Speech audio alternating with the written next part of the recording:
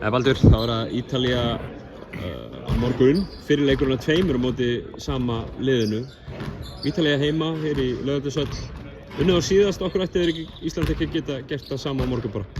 Já, ég meina við getum bara alveg klárlega gert það sko.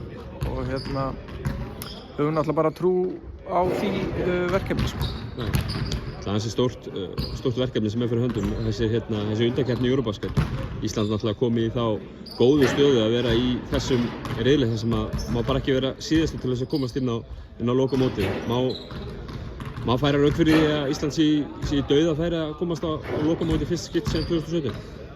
Já, ég meina þá er þetta náttúrulega bara í okkar höndum. Ég meina ég til okkur eiga góðan líkur á því að geta náði sigur á móti bara flestum liðum hérna á heimavelli og við ætlum bara okkur að ná í sigur hérna í þessum leik á morgun og þá erum við náttúrulega bara einu skrefi nær því markmiði og svo sem er líklegt að leikurinn við Ungverjaland í seinasta glugganum verði mögulega einhvers konar faktor. Já, stór leikur.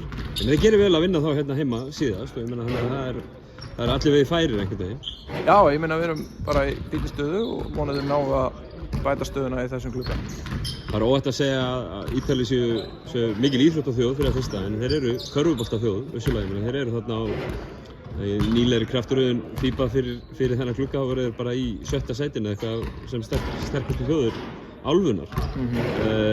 Vitum við eitthvað hvaða lið þeir eru að koma með á morgun og hvað verður á mánudag?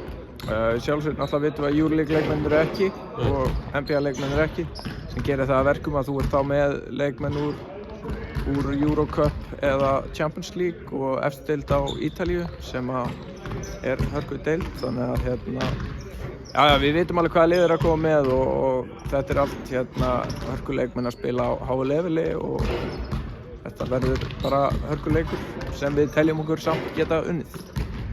Sterkur hópur Ítala væntanlega í báðum leikjum eins og segir.